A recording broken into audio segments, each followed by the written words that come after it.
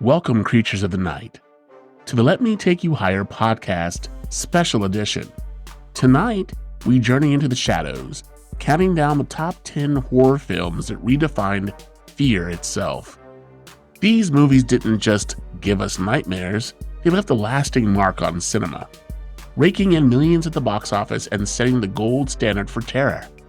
With me today is Alex, a bona fide horror fanatic that can tell you directors, screenwriters, all the goods on these films. He's a die-hard horror fan who lives for Halloween and Whitney Houston. An interesting mix, if you ask me. And then we have our co-host, Gigi Luigi, our always insightful co-host with a razor-sharp take on every horror trope. So dim the lights and brace yourself. This is one countdown that you won't want to miss and that'll haunt you until next Halloween.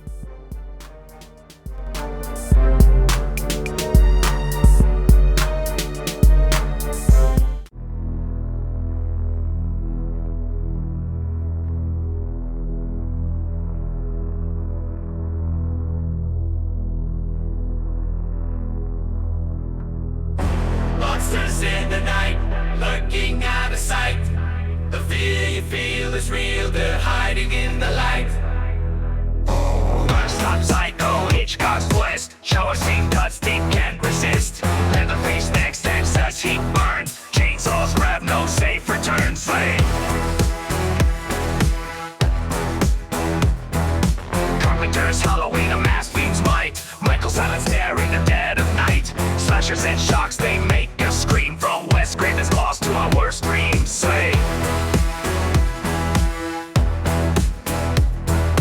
Top 10 terrors, tales of fright, bringing nightmares to life tonight. Alex, Gigi, and Mr. Villain say these horror flicks don't fade away, hey.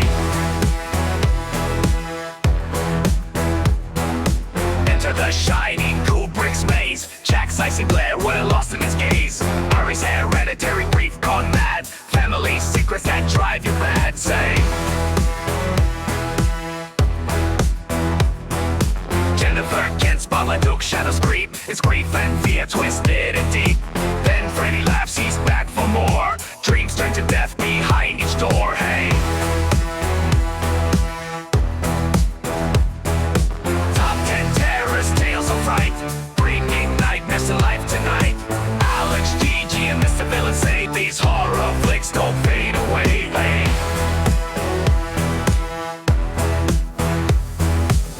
We're haunted by exorcist screams, demon cries tearing through our dreams. Peels get out, it's fear so real. Social horrors that make us kneel, say. Carpenter's thing in Arctic freeze. Trust no one, beware of disease. These flicks they play on fears we hide. They're lurking here right by our side, hey.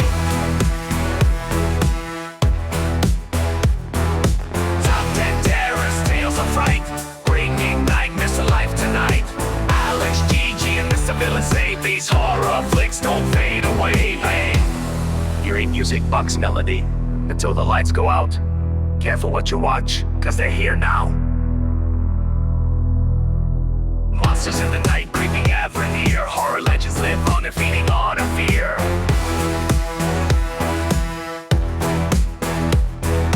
Monsters in the night, lurking out of sight. The fear you feel is really hiding in the light, hey.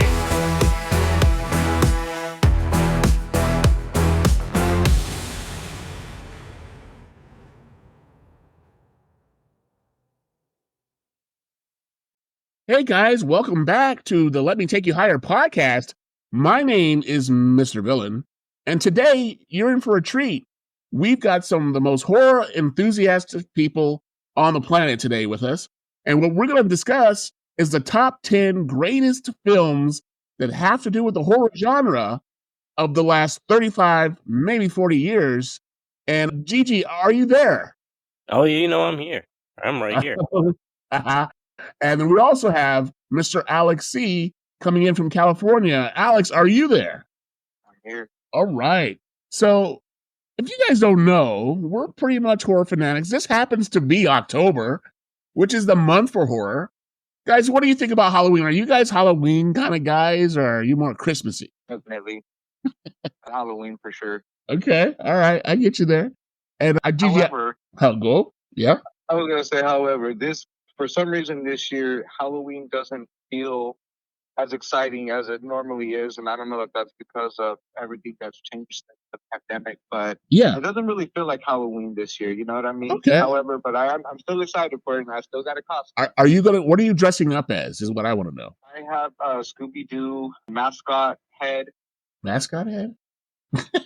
Like how the mascots for stuff. They have like a thing that they put on their head. Oh yeah. Okay, so you're going as Scooby Doo.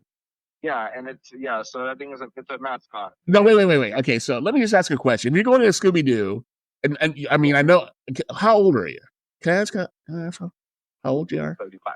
Okay, so you're 35-year-old man. Now, before we get started, guys, I want to put this out there.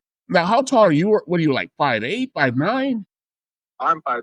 Okay, wow. So, okay, I have a dog, an actual real dog that's about 5'3". I'm just gonna say that I think that's an excellent costume. What kind of candy you want to get? Shoot, I don't know. There's all kinds of good candy. All right, and Gigi, what are you going to be this Halloween? I know you got a costume somewhere around here. Well, I don't know yet. I haven't really put much thought into it. I've been so busy with the move and everything. It's kind of got lost on me there. I might just do what I usually do when I don't have a costume and do what God gave me and be a nudist. You know? Okay, I mean hey, that's gonna be that'll. I think that'll push some buttons, but it'll still be pretty good. Okay, so It'll be a statement. You always make a statement, which I love. So, guys, now we're talking about our main discussion here is a top 10 horror movies of all time. So, if you guys just want to get into it, let's get it and go. And I understand that some of you guys are not going to agree, but I'm just going to ramble out the numbers like we did in our Sugary Spoons episode with the Saturday morning cartoon. Same way, same format. So, let's begin. All right. So, coming in at number 10, guys, we have a movie that I watched but only learned so much more after the fact. It's called The Babadook. Anybody heard of this movie, The Babadook? Yes. Okay. This one I had what are your thoughts? What are your thoughts on this movie? Well, yeah, this movie is terrifying and relatable. Okay. You're not just afraid of the monster, you're afraid of what it represents. And for a low budget film, it achieves something remarkable. Okay. There is emotional depth. Yeah. There's strong performance and psychological horror. Okay. So you're invested into this film. Now let's go on. Let's let the audience know this box office for this particular film was $10.3 million on a budget of $2 million. So in the horror genre, that's actually pretty good for 2014. But the facts behind this movie, it was directed by Jennifer Kent. The Babadook gained critical acclaim for its psychological horror and themes of grief and trauma. This indie horror became an instant classic and even sparked a cult following with the LGBTQRSL community. Now, let me just say, I can make fun of them because I am a part of that community, so it's okay. But I didn't really like the film. I thought it wasn't my thing. Gigi, have you ever seen? Agree. Yeah, I just wasn't. No. Yeah. Did you see The Babadook? I've never even heard of it. You never heard it? So if you spell Babadook backwards, it's crooked cock. I don't know. I mean, I just want to throw it out there for you, just in case you didn't see it. What?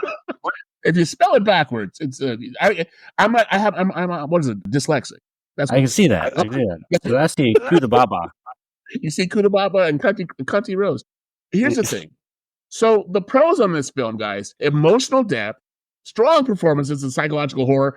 The cons: some viewers find its pacing too slow for traditional horror movie taste. So I agree with that. It definitely was very slow paced. Yeah. Okay. Well, I didn't. Yeah. I might watch it again just to get reinvigorated, but I doubt if it's going to happen. I really doubt it. Okay, guys, coming in at number 9, one of my all-time favorite movies of all time. Anytime I would have a date and they came to the house, I'd make popcorn, put a little hot sauce in the popcorn, some jelly beans. No, what? Wait. You guys don't do that? No. Not jelly beans. Hot sauce. No jelly beans.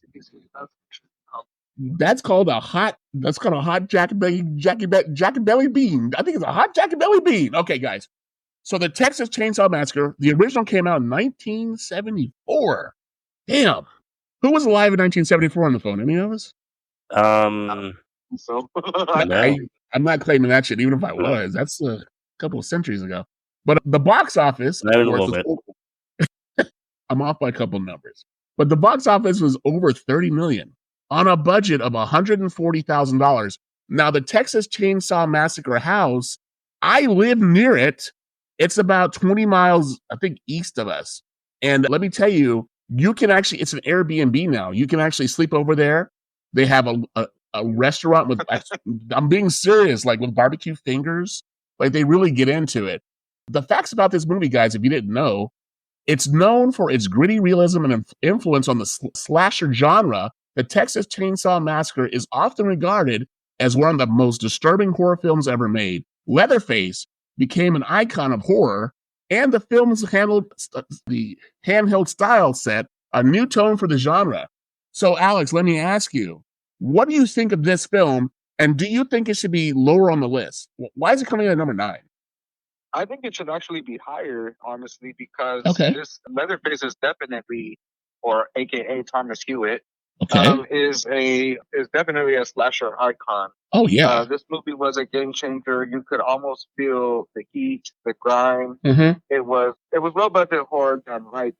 Yeah, I mean it was one of the. I think it was like the first slasher movie. I mean, am I right? Yeah, and the quality of that was definitely different from John Carpenter's Halloween 1978. John Carpenter, I don't know how you guys feel about John Carpenter, but the guy wrote my whole life story.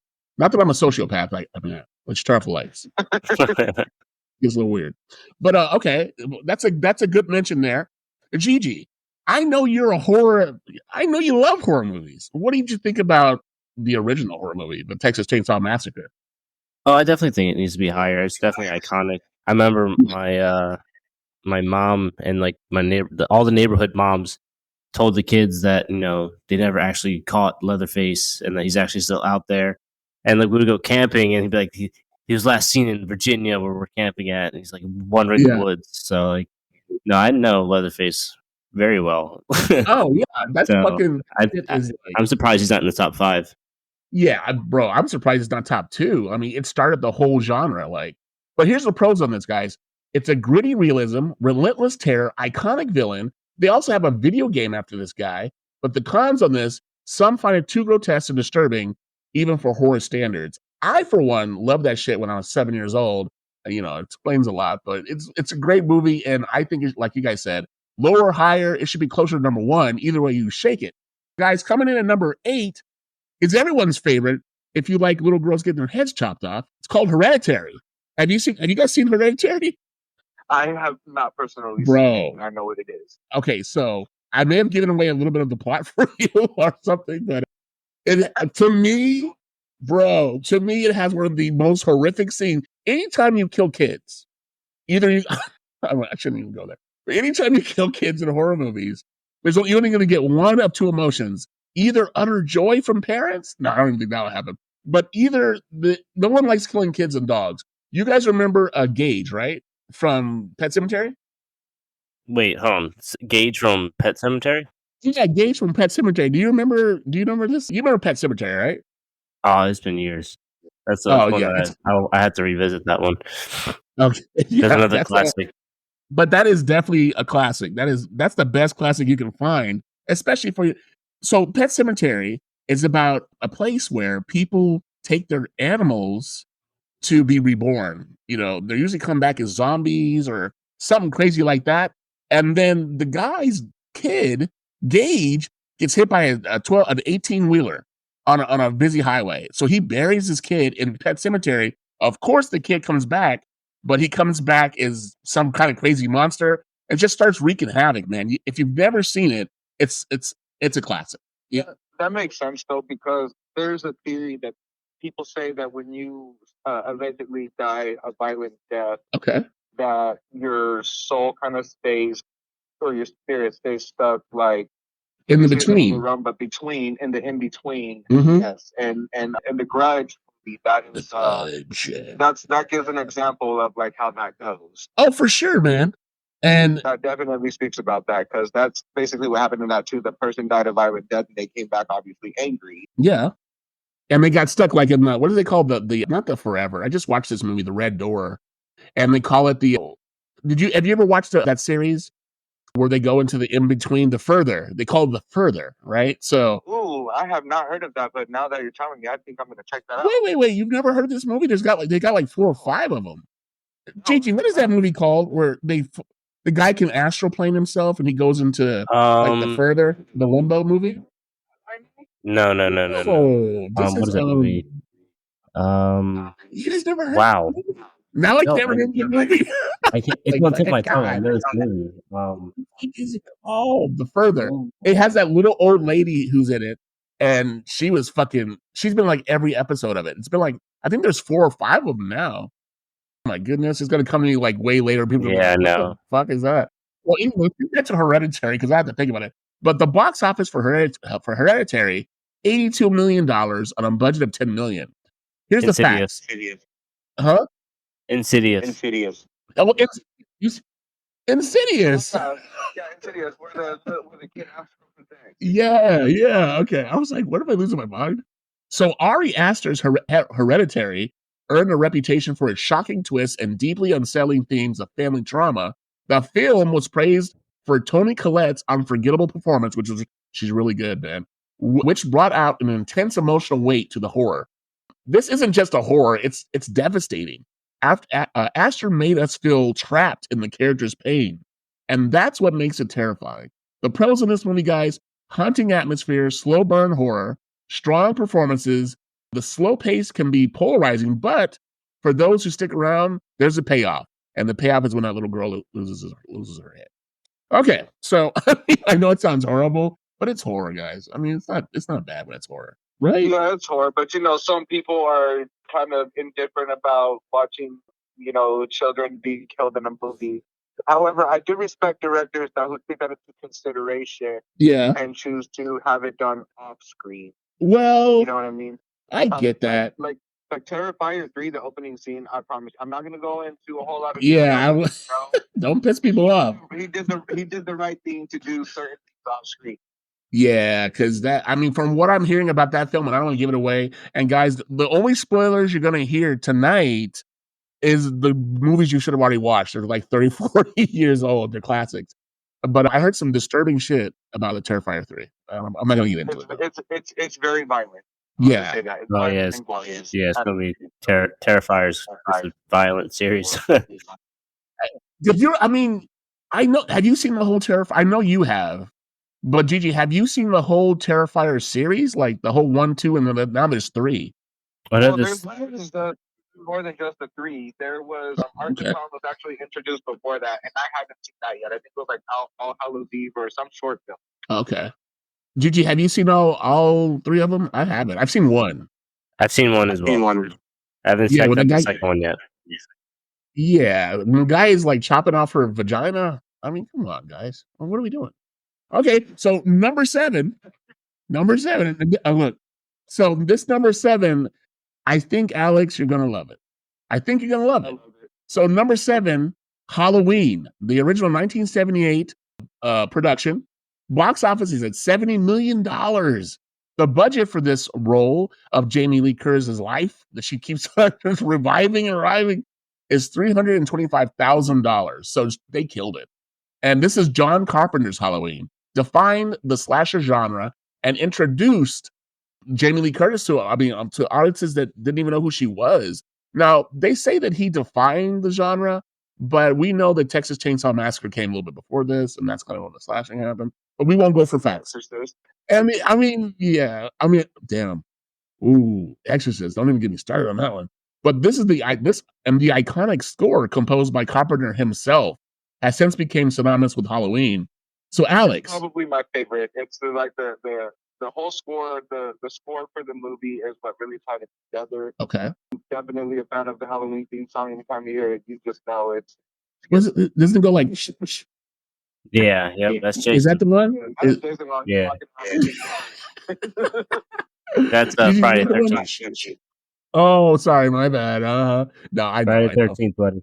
I'm playing. No, that's I can't even do it now. I can't even think. I can hear it in my head. But I can't do it. Come on, guys, that's a classic. You gotta know. Yeah. Halloween is definitely one of the best slasher movies, and it definitely defined a genre. Okay. There wasn't any fancy effects, and honestly, if you really look, a lot of these horror movies, they kind of overdo it with blood. Yes. But you really do not. You don't see blood in this movie, except for maybe just that quick scene of when he murdered his sister at the beginning. Yeah, there's not a lot of blood. No, I won't. No, honestly, didn't he smash people's heads too? Because I've seen those scenes. Are you talking about the original? Oh, okay. In the original, though, itself. Yeah. Because we're talking about, with there not being a lot of fancy effects. Yeah, that's true. It was done so right. And, that's a good way to go out with a movie, to not have to overdo it with blood. And I know for a fact you really love Halloween. Because I've seen your social media posts, and I know you love this movie. Like, it's weird. But I was very disappointed, though, with the last installment. I feel like Blumhouse could have done a lot better. Okay. If they were sticking to the same track they were on when they released Halloween 2018, which was the sequel follow-up to 1978, excusing everything else that happened after. Right. Yeah. No, there were some, they dropped the ball on a lot of stuff. We'll just say that. Yeah. Mm-hmm. Definitely. And then, like, Halloween Kills 2, I didn't really care for a lot of the dialogue in that. Yeah. It was overdone. Okay. The hospital scene was excessive too, and kind of didn't really see how that fit the. Yeah. Well, I mean, the original movie was done in a hospital, because remember, she had that crazy. The second one, yeah. Okay. Well, I mean, it's just crazy with this one, because like they just have everybody running around like headless chickens in there. Yeah, headless chickens. And then they don't even know who Michael is, and they confuse him with somebody else that's a lot shorter than him and in a more heavier. With Jason Voorhees. Yeah, I know. Right. Mm-hmm. Okay. Well, I knew you would have a lot to say about this particular. And what do you feel it's a number 7 out of 10? I would say that it should be up higher. It should be like somewhere within like the top 3. Okay. Well, okay. I get you there. What do you think, Gigi? Is this a number 7? I'll say same. Well, no. I say same, higher on the list. I'll say again top 5. I think Texas Chainsaw Massacre and Halloween both deserve higher spots. Well, yeah. I mean, there's been a lot of good ones, guys, and there's only 10 spots. I mean, I don't make the rules, but let's just put it like that. Well, you better start writing the rules. Well, give us a time. You're shit. You're fired. Here, pros: masterful tension building, groundbreaking for slashers. The cons on this movie, however, some argue that the plot is simplistic, but it's an effective kind of simplicity, because that simplicity gave us so many spawns of this as sequel after sequel after sequel. All right, guys. So one of my favorites coming up. When I was a kid, this shit scared the fuck out of me. Sorry, Mom, if you're listening. I didn't mean to curse. Number 6, A Nightmare on Elm Street, 1984. The box office is $57 million, guys. Budget of $1.1 million. The facts on this: and the legendary Wes Craven created a terrifying new villain in Freddy Krueger, who haunts his victims' dreams. A Nightmare on Elm Street blurred the line between reality and nightmares with innovative effects that captivated audiences. Alex, I say you, sir, what do you feel about this beautiful film? It's definitely a terrifying movie. Yeah. I remember it as a kid. Yeah. And I used to have nightmares of it, not gonna lie. Yeah. And I would have to say that the scariest scene in that movie for me was probably the part where he had the extended long arms and chasing in the alleyway. Yes. That was scary. And who could forget? I don't know what I would do if I had someone running after me like that. Bro, I'll tell you what you do. We won't go into it. But who can forget a very young Johnny Depp? Oh, I won't even go into it, but that's what kept my attention at 5 years old. I would say that's like one of the highlights of not highlights, but most memorable aspects of that movie. Yes, Johnny Depp looking extra Johnny Deppish. Come on. That one had the most blood, and throughout that whole movie, that had probably the most blood. Yeah, and I mean, I don't even think anybody ever asked Johnny Depp how did he. I mean, that was his first film, And no one ever really talks to him about it anymore. I don't know why, but it's still a classic. But people probably forget. A lot of people don't even know that that's his first movie. That's the first movie. I know. I mean, Kevin Bacon was in Jason. That was one of his first films. That's right, he was. Yeah. I mean, he's one. I mean, that's a great scene anyway. Yeah, the second Jason 2, I think. I think it's the one where he came. Yeah, it had to be 2. I don't think it was with his mother, but I'm sure because I haven't seen it yet. He should be in it somewhere, I would hope. But the pros in this movie, guys, it's a unique concept, dreamlike horror, charismatic villain like myself, and then the cons. The later sequels diluted the original's horror. Like there's some. I mean, Dreamweaver. Which one was that one with the Dream Children? What the fuck? I mean, I did like it. Dream Warriors. Yeah. That's definitely one of my other favorite installments in the franchise. Really? Dream Warriors? Because like it was cool to see how with their powers and stuff and how they put together to try to stop it. I'll give you that. Yeah, you're right. Okay. But here's my all-time favorite, and I believe Gigi Luigi had a girlfriend that actually she had the starring role in this film. It's called, and it comes in at number 5, guys, The Exorcist, 1973. Box office is $441 million. The budget on this one was $12 million. The Exorcist was a groundbreaking in its use of special effects and graphic imagery, pushing boundaries in mainstream cinema. Audiences reportedly fainted during screenings and became the highest grossing horror film of its time. I remember hearing something where Richard Pryor and Mr. Mooney, who used to write for Richard Pryor, who's since deceased, rest in peace, they went in to see this movie on its opening night, and they both threw up and ran out of the theater. So if you guys like comedy, that's a great story. What do you guys feel about that? What do you guys feel about the situation with the old Exorcist? Gigi, you can go first. I know you got a lot to talk about with it. Well, I honestly, this is another one of the classics I haven't seen. Believe it or not. I've always wanted to see it, but for some reason, I just never found myself having the opportunity. Are you being serious right now? Oh, yeah. You've never seen me? Oh, you're like, oh yeah. So that whole joke about your girlfriend or ex, it's not going to play well here. Then good grief.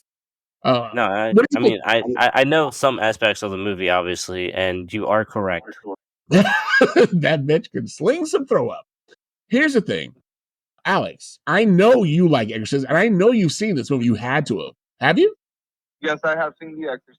Okay, how do you feel about it? I've seen it more than enough times. I bet you have.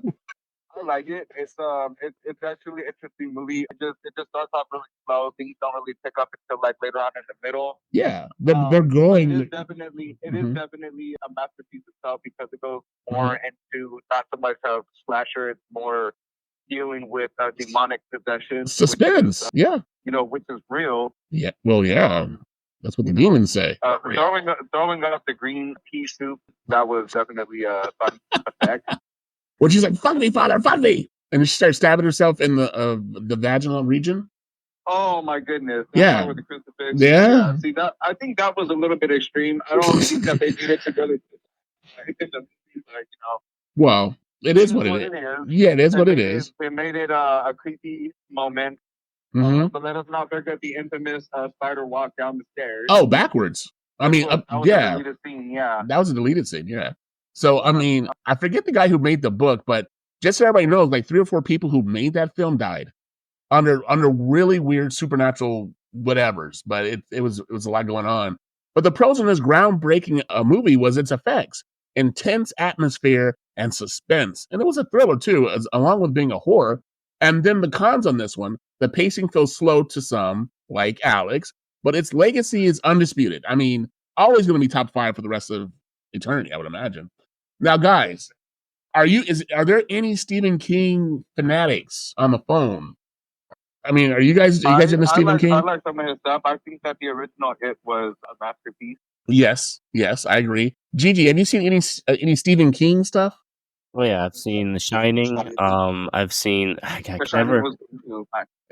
so he said The Shining. So that's our number 4 of all time. The Shining, 1980. The box office for this movie was $47 million. The budget is $19 million. So it did make its money back for 1980 standards. Stanley Kubrick's adaptation of Stephen King's novel is revered for its psychological depth, Nicholson's performance, and Kubrick's cinematography to create an unforgettable descent into madness. So, Alex, tell us some stuff about this movie. I know you've seen it. Or So, The Shining? Yeah, The Shining by Mr. Stephen King. I mean, it's his book, but it's Stanley Jack Kubrick's. Nicholson was definitely he. Nobody can redo that role. No. Definitely like one of those standalone actors that he delivered, and it's not a role that could be redone or better than what he delivered. No, and he traumatized the actress on that in that scene. Yes. Yeah. When with the axe on the door. Yeah. Mm-hmm. Yeah. Oh yeah. He was absolutely terrified. That was a real reaction. Yeah, because they kept her sleep deprived for like a day and a half, and then they made her shoot that scene over 100 times. So, I mean, but Kubrick was a genius, but I mean, he got what he. I mean, you get what you pay for, and that's why that's such a classic film, and that's a classic role. And I think her name was Shirley. I don't really get hate mail. I don't remember.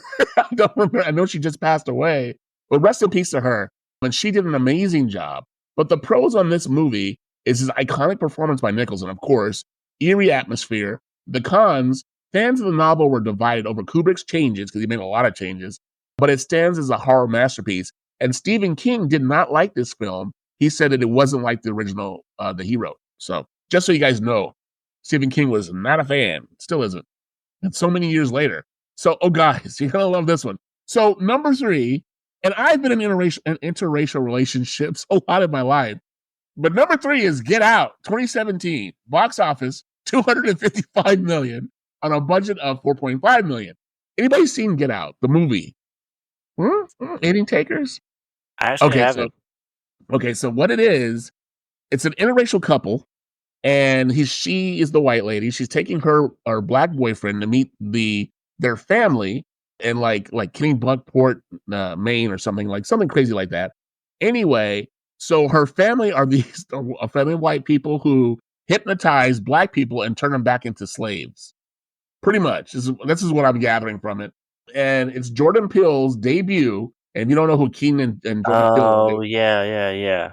Okay. I do remember this movie. I haven't seen it, but I wanted to. You have to see, if you're in an interracial, well, it would be, I guess does it have to be with interracial dating, Alex? Have you seen it? I have not actually watched it all the way through, but I know what the movie is. Yeah. So this is, like I said, it's Jordan Peele's debut as a horror director, because he's a horror director. It has a lot of social humor, a lot of social horror to the mainstream audiences addressing racial tensions in America. The film's cultural commentary. Go ahead. Usually what he writes about. Yeah, I mean, because somebody's got to talk about it. I mean, we live in it. And it's a psychological horror, earned an Academy Award for Best Original Screenplay. So, Alex, tell me, I know you didn't finish the film, but why didn't you finish it? Let's start with that. I think I got busy. Yeah, okay. It wasn't because it was bad, right? Or you didn't like it? No, because I never heard bad reviews about it. So it's not that I didn't like it. I just have to sit down and actually watch it all the way through. Yeah, but it's an Oscar. I mean, it was awesome. It seemed pretty intense. Yeah, I mean, it got an Oscar. I mean, it won the best original screenplay, which is not too shabby. And I know that now that Gigi knows about it, he's going to be dying to watch this film over Halloween. It wasn't scary; it was just psychological drama, pretty much. Well, I love psychological horror. That's my favorite. Oh, is it really? Okay. Oh, yeah. What's your favorite psychological drama or horror? I would have to say A Haunting on Hill House. Oh, that is good. God damn it! I have to watch all these movies by myself. Well, that was like a whole series. That was like a. It's really good. I would highly recommend that one. And then they have a season 3 out. Follow the House of Usher. That's another great one. It's all based on Edgar Allan Poe. You told me about it, and it was really good, guy. I'm telling you, dude, that shit was good. I was like, wow, G's got some chops on this shit. And I watched it. It was really good. I watched it all the way straight one day. So, and if you guys haven't seen the House of Usher, you gotta check it out. It's really good. So I keep hearing about that one too. You need to watch it. It's not that it's crazy, but it makes your mind like think, like, damn. Each episode is based off of work on Edgar Allan Poe. Mm-hmm. Yeah, and like it kind of like ties into like the story and has like themes throughout it. It's really good. I liked it a lot. A lot of depth. I may have to watch that again actually, because You never. It's like if you ever heard this thing. It's an old Southern saying, Black South, is if you go to the crossroads to make a deal with the devil. You ever heard of that? Yeah. No. Okay, Yeah. so that's kind of for me. That's what I took from it. They made a deal with. I won't say the devil because that's so. That is exactly what happened. But that's what happened. It wasn't a crossroads, but yeah, it was good though. Yeah, wasn't that like a diner? No. It was at like It was a a bar. work party. Yes, Yeah, at a party, there was a bar. Yeah, it was good though. But we're not going to give any of it away. You got to see it. So now, guys, for that particular situation, we're at number 2. Oh gosh, this went by quick. The Thing, one of the greatest horror movies of all time. My granddad's and my favorite. Every time it came on HBO. Another John Carpenter film. God bless John Carpenter and rest in peace. Is John Carpenter dead? Oh, he's well, shit. Let me take that back. Reel that back in. He's actually, I think he's going to take part in working with the production companies that's supposed to be making the Halloween TV series. Oh. Some of these slasher films are. Well, Freddy, they have ones for Freddy now, too. Freddy has a slasher film thing. I think it's on not Netflix, but Hulu. The Making of Freddy or something. Elm Street, it's called. The Legend. Oh, okay. Yeah. See, but this is going to be like a series though. Like, you know what I mean? Like, give you backstories of that. You know, like Chucky had, his TV series. Yeah, they canceled it. And it started with Scream though. Yeah, after 3 seasons. Yeah. So Scream was the first one to start this trend of doing a series in hopes of letting that lead to a motion picture. Right. And that's basically what they want to do with the Halloween franchise too, to do it as a TV series, and after 1 season, then do a film, and then release a 2nd season, and so forth. Right. That's the direction that a lot of these horror, slashers or franchises are going with. Yeah, and they're starting to do prequels too. Very much involved in that too, and I think that he's still going to be involved with doing like the music, which he should, because he made it what it is. Yeah, no, I get you. I get you. And I love John Carpenter. Like, I thought he was dead. I was all fearful and scared. But what's the other guy, the other director who died, who did Freddy, and I think he did like Wes Craven. Oh, I love Wes Craven, man. That guy is amazing. Anyway, so The Thing, 1982, box office 19.6 million. The budget with a budget of 15 million. Ooh, that's not good. But the facts, although initially not a hit, John Carpenter's The Thing gained a cult status. I'm in the cult for its intense paranoia and mind-blowing practical effects with creature designs that continue to inspire horror to this very day. The isolation, the mistrust, it was a psychological nightmare wrapped up in a body of horror. Carpenter's vision still holds up to this very day. What are the pros in this, guys? What do you guys think about The Thing? Have you guys seen The Thing? Yes, if I remember correctly. Yeah. Wasn't it like an alien? Yes. That was somewhere where there's like ice. Antarctica. No. Yeah. And the alien came down, and it was a shape-shifting alien, and it would inhabit a body, and you couldn't tell the difference. The only way you could figure out who the alien was is because all the tissue was united. So you'd have to like heat up a piece of metal and draw people's blood, and then stick the hot poker in the metal, and the alien. That's how you knew who had the alien inside of them. It's a fucking classic. Gigi, tell me you've seen this movie. Oh, I went out a long time ago. That's the thing. A lot of these movies, the classics, I've seen a long time ago. Oh yeah, they're the greatest. They're the greatest of all times. Times don't ever end. But so the pros of this, guys: incredible effects, suspenseful atmosphere. The cons: critically panned at first, now recognized as a true classic. And may my granddad rest in peace. We love this film. It's one of our favorites. But guys, are you ready for number 1? Because I know I am. Let's get her done. Psycho, 1960, is the number 1 movie by AFI and all the relative things that matter in our horrific universe. Everyone says that Psycho is number 1 of all time. Now, before I get into this one, where's Aliens? Where's Alien? I'm an Aliens fan. I don't see it on this list. Is there anything that you guys noticed that's on the list that you thought would have been number 1 or just in the top 10? In the top 10. I'm surprised honestly that we don't see Jason, like at least in like up Jason towards the top. That's true. Friday the 13th is not on this list. Yeah, no, yeah, that's another one. Scream's not on this list either. Who else is? What? There's something else. Chucky ain't on here. Poltergeist. Child Play. Child's Play's not on here. I'm surprised Poltergeist. Well, Gremlins. Oh, Poltergeist. My goodness, that should be like top 10 for sure. That shit. People actually died on the set of that. Just like yeah, I know. That's why a lot of shit went down on Poltergeist. I like the variety of this list because it's not just all slashers. It's also other stuff. Mm-hmm. Yeah, and it's. I mean, Psycho. I mean, that if you what Psycho. Okay, so let me just put this in perspective. Your favorite actress from Halloween, her mom started Psycho, Janet Leigh, and Janet Leigh was. Yeah. Janet Leigh was scared for the rest of her life taking showers after Psycho. She could never. I was scared taking showers as a kid, watching the movie. Kidding me? Popping behind the shower curtain. What was that? Like you can always see something like lurking around the shower curtain. It's like, goddamn. Okay, so Psycho is our number one Psycho film. The original though, 1950. Yeah, right. The box office on this, guys, is $50 million in 1960. That's crazy. The budget was only $806,000. So here's some facts about Hitchcock's famous Psycho. It redefined horror with its plot twist and the iconic shower scene, which we talked about, which left audiences in shock. It laid the groundwork for the slasher genre and remains influential to this very day. And that was 70 years ago or something almost. So, Alex, tell me some things you know about Psycho. Not the people that we date, because we date a lot of Psycho. The other stuff. No, no, about Psycho. Yeah. Well, Gigi could attest to this shit too. We all dated some Psycho. Psycho. Oh yeah.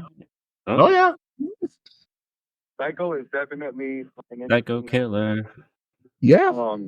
That is, it's super creepy. At some ran down hotel. Yeah. And then you're taking a shower only for that some creep to come in, pull the shower curtain open, and started stabbing the shit out of you. And there was a series on, I think it was on Hulu or Paramount, whatever. It was I think it was it lasted for like six seasons. I think it's called The Bates Motel. The Bates Motel. Did you watch it? Yeah, Bates Motel. I tried to. My mom liked it. Into the series. Okay. No, I didn't watch the series either. I think I watched like half the first season actually. Did you? And I didn't finish it. I mean, I watched about 2 episodes. I thought it was pretty decent, but I just couldn't. Yeah, I didn't see it. Yeah. Yeah. But again, the pros on this is groundbreaking direction, psychological tension, and the cons. Some younger audiences may find it dated. It is kind of dated, but that's a beautiful thing. But it's essential horror. It's essential in the history of horror. You know what I'm saying? So, but these are the things that paved the way for all the other ones that came after. Yeah, yeah. So, Gigi, what's the hot take on all we've come to learn today about the greatest horror movies of all time? Although they're missing a lot of good ones, but I can understand that everybody can't be in the top 10. I mean, honestly, the hot take is like there's so many different types of horror. Whether you want to play on the psychological, the thrill of the slashers, like there's so many different ways to like. And it's all a ride, it's kind of like an amusement park in a sense. You get on a roller coaster, like you kind of get like that fear of your life, the adrenaline rush, and it's just all good fun. So it's just really cool how many layers there are to like playing with someone's like psyche, I guess, you know what I mean? Yeah. To invoke that fear. And you're super right, because it doesn't mean you're a psycho because you like horror movies, Alex. No, I'm just kidding. Anyway. Psychopath. All right, Alex, you're up. What do you think is the hot mic or the takeaway on what we learned today about the 10 greatest horror movies of all time? Well, I'll always argue that horror doesn't need to be complicated. Right. Sometimes raw visual fear, like a slasher movie, it's hard. Right. And well, I mean, and you're right. I mean, horror movies just about unaliving people. I mean, to use today's terminology. How many people can you unalive in an hour? I mean, what kind of weapon are you going to use to do this? So with all that being said, it's absolutely true. But the deep dive on this, guys, psychological versus physical fear. Do we fear what we don't see, like in The Babadook, or the raw terror? Yeah, I would say so. Or the raw terror of an unstoppable villain like myself. No, I'm just kidding. Like Michael Myers. There's cultural relevance for this, guys. Get Out addressed racism. The Exorcist tapped into religious fervor and fears. Horror often mirrors societal anxieties. The innovation from Hitchcock's Psycho to Carpenter's The Thing Each era in horror brings new techniques, concepts, and effects to keep us terrified. Are you scared? No, I'm just kidding. So what we're going to do, guys, for our listeners out there, we want to know what scares you. And you can email us at letmetakeyouhigherpodcast@gmail.com. What horror movie frightened you that you didn't see on the list? And if you tell us the one that you liked and we agree, we might send you out a prize. So let us know who you are, what you're doing, what horror movies kind of enlightened your day. And if you're a true horror fanatic like Alex and Gigi here, and of course myself, we close with this. Horror will always have a place in our hearts and our nightmares. Whether you love psychological horror or pure adrenaline-pumping slashers, there's a horror film for everyone. Just remember, the next time you turn off the lights and you hear a bump at the night, you might not be by yourself. You might be surrounded. You might want to run. So that's been me, Mr. Villain, for Gigi, Luigi, and Alex. We'll see you next time.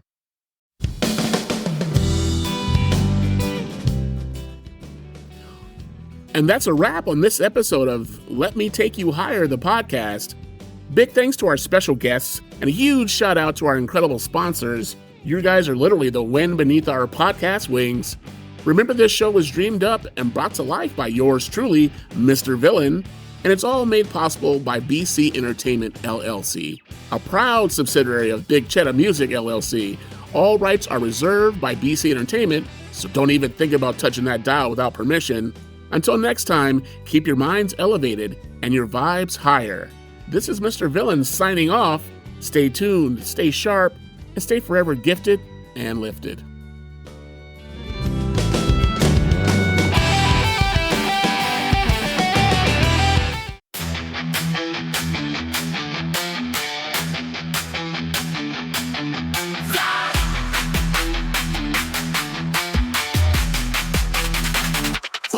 Storms rage, skies grow dim. We gather the shards, piece by piece within. Through tears and trials, we find our might. Let me take you higher toward the light. Let me take you higher beyond the pain. Where broken dreams mend and hope remains. We'll rise from ashes like a phoenix bold. In the symphony of resilience, our stories unfold.